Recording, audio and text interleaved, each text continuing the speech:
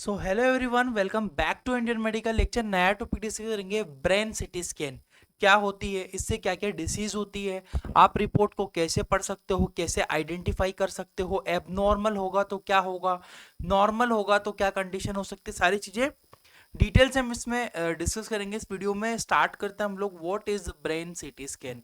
Brain CT scan होता क्या है, करते क्यों है, फिर इसके मेजर पॉइंट पे आएंगे, इसके पैथोलॉजी भी डिस्कस करूंगा, सारी चीजें ए टू जेड डिटेल में समझाऊंगा मैं आपको, ठीक है।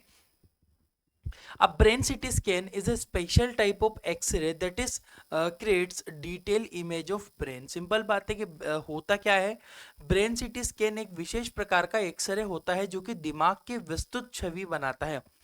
नॉर्मल एक्सरे में हम नहीं बना सकते हैं। ब्रेन सिटी स्कैन भी एक प्रकार का एक्सरे ही होता है, बट इसमें हम लोग डिटेल्ड इमेज, मतलब प्रॉपर तरीके से जो डिटेल इमेज है उसे कैप्चर करते हैं। आइए आगे बढ़ता हूं।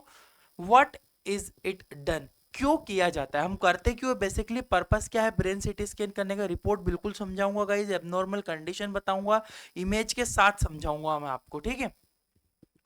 To check for head injury, यदि किसी को सर में चोट लगी है कैसे पहचानोगे, आगे बताऊंगा, वो उसके लिए हम लोग सीटी ब्रेन करेंगे। टू डिटेक्ट ब्रेन स्ट्रोक और ब्लीडिंग, क्या दिमाग में खून का बहाव हो गया है, क्या ब्लीडिंग हो गई है, क्या स्ट्रोक हुआ है, ये सब देखने के लिए करेंगे। टू फाइंड ब्रेन ट्यूमर और स्वेलिंग, अगर दिमाग में सूजन आ गई है, ब्रेन में ट्यूमर हो रहा है, कैंसर हो रहा है, तो उसकी पता करने के लिए, गांठ का पता करने के लिए ब्रेन सिटी स्कैन करेंगे। ये सब कंडीशन बताऊंगा मैं आपको, समझाऊंगा आप कैसे पहचान पाओगे, ठीक है। टू इन्वेस्टिगेट एपिलेप्सी और सीजर, यानी कि सीजर और एपिलेप्सी के दौरे को समझने के लिए आप कर सकते हो। टू एलिवेट सीवियर हेडेक और अनकॉन्शियसनेस, यानी कि तेज सिर दर्द होना, बेहोशी की स्थिति की जांच के लिए भी हम लोग ब्रेन सिटी का इस्तेमाल करते हैं। तीन प्रकार की ब्रेन सिटी स्कैन होती है, टाइप्स मैं आपको बता रहा हूँ। पहली होती है प्लेन या नॉन कॉन्ट्रास्ट, एक होती है कॉन्ट्रास्ट जिसमें थोड़ा डिटेल्ड स्ट्रक्चर आता है, एक होती है city angiology for blood vessel, CT scan angiology भी होती है जिसमें ब्रेन की जो होती है हम लोग ब्लड वेसल्स का अध्ययन करते हैं, कहीं टूटी तो नहीं है, डैमेज तो नहीं है, ब्लॉकेज तो नहीं है, ये सारी चीजों को हम लोग सिटी एंजियोलॉजी से करते हैं।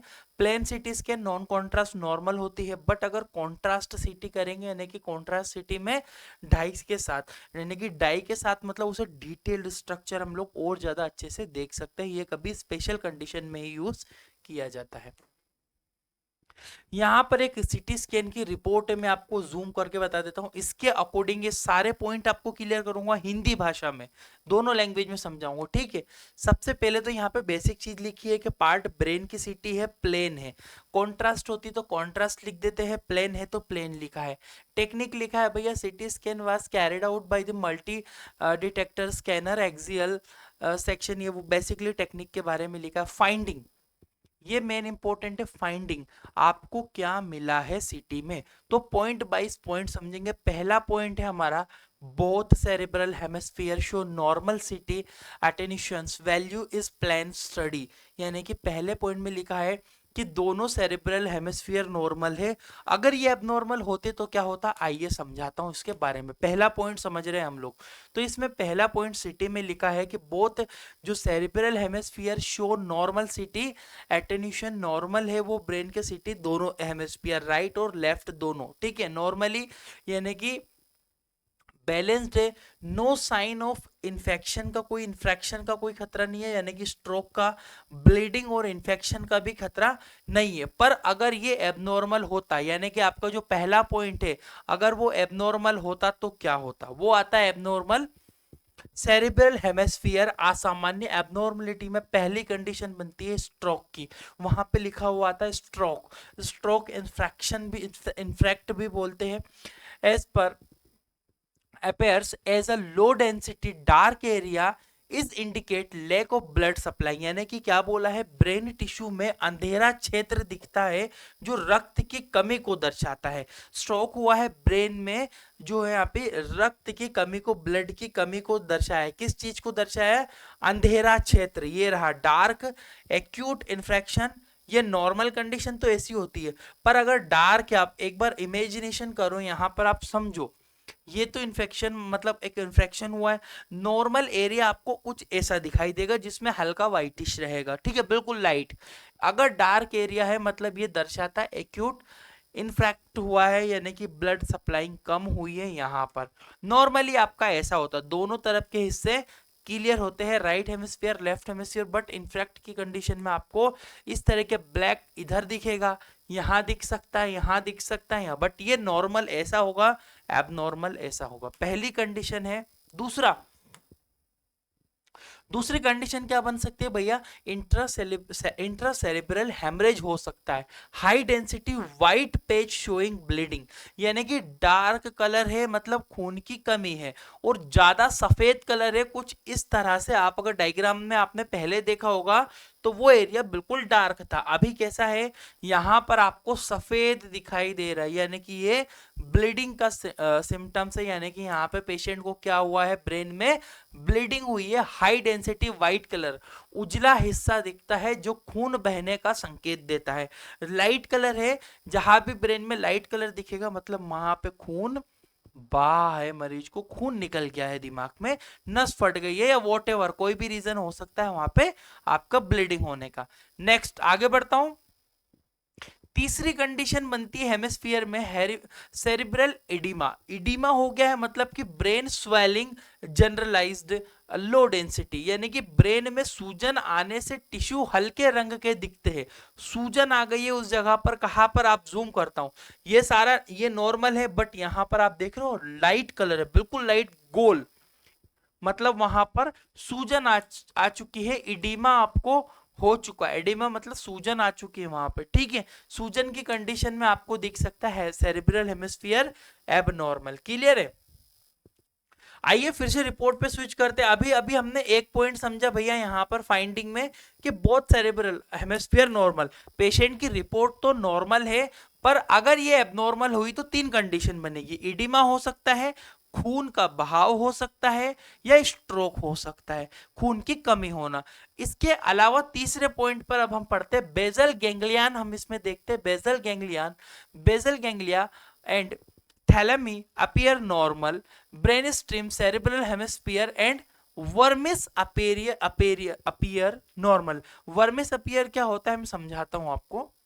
आइए, रिपोर्ट नॉर्मल है हमारी भैया, इसमें बेजल गैंग्लियन नॉर्मल है, नो मास नो ब्लीडिंग एक्जिमा सीन, मतलब किसी प्रकार के खून की कमी नहीं है, इस तरह की कंडीशन रिपोर्ट में नहीं है। पर अगर होती दिक्कत तो क्या होता, फिर आता आपका यहाँ पे आता आपका लेक्यूनर इन्फेक्ट। लेक्यूनर इन्फेक्ट का मतलब क्या होता है, सिंपली शुगर या हाई बीपी के कारण छोटे छोटे स्ट्रोक हो सकते हैं। छोटे छोटे स्ट्रोक कैसे, मैं डायग्राम जूम करता हूं। अगर किसी को हाई ब्लड प्रेशर है तो यहाँ पे आपको स्ट्रोक देखने को मिलेगा। यहाँ पर ब्लैक ब्लैक डॉट दिख रहा है आपको, इस वाली इमेज में आप देखना, यहाँ पर आपको यहाँ पे इस तरह से डॉट देखने को मिलेंगे, यहाँ पर कुछ इस तरह से आपको डॉट डेट देखने को मिले।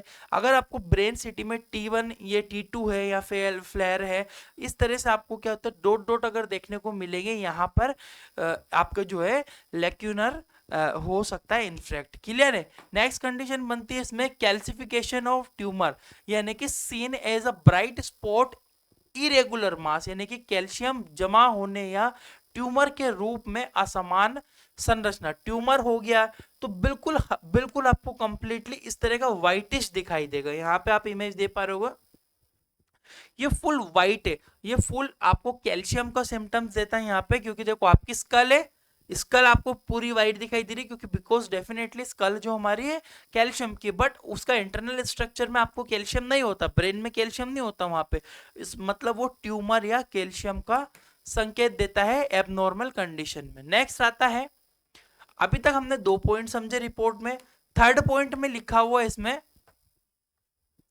Ventricular system appear normal. Ventricular system जो है रिपोर्ट में नॉर्मल आया है, पर अगर ये एबनॉर्मल होता तो brain stem cerebral hemisphere and vermis appearing normal, ये हमारा हो गया क्लियर, मैंने आपको बता दिया है यहाँ पे।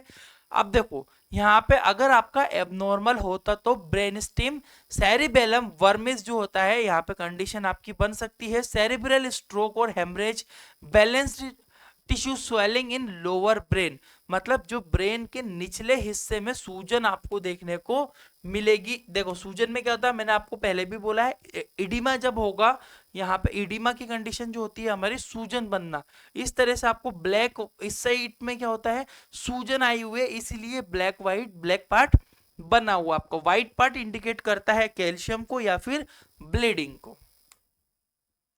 ट्यूमर हो सकता है पेशेंट को, ट्यूमर यानी कि मेडुला ब्लास्टोमा, एस्ट्राइटोसोमा मतलब मास विथ मास इफेक्ट, यानी कि सेरिबेलम में गांठ बन गई है, किसी प्रकार की गांठ बनने के कारण क्या होता है कुछ इस तरह की कंडीशन आपको देखने को मिलेगा। आप यहाँ पे देख सकते हो, यहाँ पे आपको धब्बा टाइप का दिख रहा होगा, ऊपर आप देखो यहाँ पे भी व्हाइट पार्ट आपको दिखाई दे रहा है, यहाँ पर देखिए ये भी आपका ट्यूमर का सिम्टम्स है यहाँ पे आपको, और यहाँ पर भी ट्यूमर है, यहाँ पर भी ट्यूमर है, आपको बैक साइड पे मेडुला में भी ट्यूमर देखने को मिल रहा है। ये कंडीशन होती है मेडुला ब्लास्टोमा, है ना, मेडुला ब्लास्टोमा हो सकती है, फिर एस्ट्रोसाइटोसोमा हो सकता है, एस्ट्रोसाइटोसोमा या मेडुला ब्लास्टोमा, दोनों कंडीशन में आपको गांठें देखने को मिलेगी। नेक्स्ट कंडीशन जो बनती है हमारी इसमें, there is no median shift, median shift भी नॉर्मल है इसमें, अगर होता तो क्या होता, there is no median shift, median shift नहीं हुआ, यानी कि एबनॉर्मल कंडीशन अगर होती तो यहाँ पे मीडियन शिफ्ट लिखा हुआ था, यानी कि sign of mass effect, tumour हो सकता है, ब्लीडिंग, इडीमा, कोई भी रीजन हो सकता है टिश्यू के इस वाले भाग में। आप यहाँ पे देख पा रहे हो, यहाँ पे ब्लैकिश वाइट आपको दिखाई दे रहे है, ठीक है, तो यहाँ पे या इडीमा हो सकता है, यहाँ पे आपको और जो है इडीमा के अलावा ट्यूमर्स देखने को मिल सकते हैं मीडियन शिफ्ट में, मीडियन शिफ्ट मतलब बीच वाले हिस्से में। नेक्स्ट आता है आपका बेजल सिस्टीन आर नॉर्मल है, इसमें देखो इस कंडीशन में और बताता हूँ कुछ एबनॉर्मल कंडीशन। बेजल जो है cisterns are normal, basal cistern normal है, यानी कि ओपन फ्लूइड फिल्ड स्पेस अगर होता तो क्या होता, देखिएगा बेजल सिस्टर्न जो है इफेक्ट और कंप्रेस्ड इंडिकेट राइज्ड इंट्राक्रेनियल प्रेशर, यानी कि आईसीपी अगर होता आपको तो फ्लूइड प्रेशर दाब की वजह से पेशेंट को एबनॉर्मल कंडीशन बन सकती थी। इसमें कुछ एबनॉर्मल कंडीशन है, सीला एंड सुप्रासेलर, ठीक है, सुप्रासेलर जो रीजन होता है, सुप्रासेलर रीजन इस ऊपर वाले भाग को हम लोग कहते हैं। नॉर्मली जो होता है pituitary gland and surrounding are normal size in shape, यानी कि यहाँ पे नॉर्मल साइज है, नॉर्मल शेप आपको देखने को मिलेगा। अगर ये एबनॉर्मल होता है इस कंडीशन में, एबनॉर्मलिटी में, तो यहाँ पर जो है आपको व्हाइटिश पार्ट स्वेलिंग इडिमा आपको ट्यूमर टाइप का देखने को मिलता है, इसमें भी क्लियर है।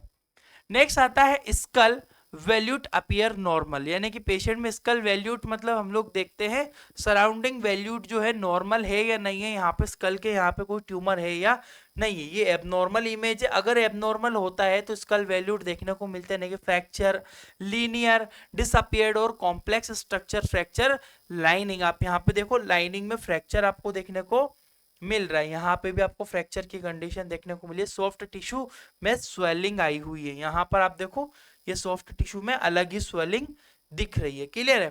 तो यहाँ पे ये चीज को भी देखा जाता है किसी प्रकार का डैमेज तो नहीं है या फिर वो स्वेलिंग तो नहीं आई है पेशेंट को।